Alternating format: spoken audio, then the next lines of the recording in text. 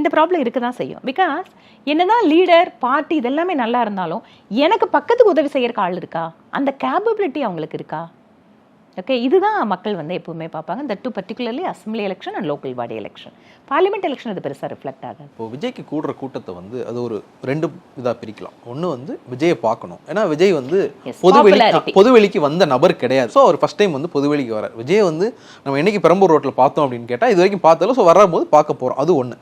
இன்னொரு தரப்பு எனக்கு இந்த இருக்கிற கட்சிகள் மேலே எல்லாம் வந்து கோபம் இருக்குங்க அப்படின்னா இது ஏற்கனவே இருந்த கட்சிகளோட தவறு தானே? இல்லைங்க, நேச்சுரலாகவே இந்த ஜென்ரேஷனல் சேஞ்சஸ் அப்படிங்கிறது வந்துட்டு தான் இருக்குது. அது வந்து இட் இஸ் வெரி நேச்சுரல். ஒரு 30 வருஷம் ஒரு கட்சியில் இருந்திருக்கோம், அதை பார்த்துருக்கோம், அந்த லீடர்ஸ் மேலே பார்ட்டி மேலே ஒரு சலிப்பு இருக்கும். ஏதாவது ஒரு நடக்காமல் இருந்தால் அதுக்கு அவங்க காரணமாக இருக்கலாம். So whether it is a party's failure or system failure we can not say about it. அதனால் மக்களுக்கு ஒரு ஆல்டர்னேட்டிவ் வேணும் அப்படிங்கிறது தமிழ்நாட்டை பொறுத்த வரைக்கும் அது எப்போவுமே இருந்துகிட்ருக்கு. It is not first time.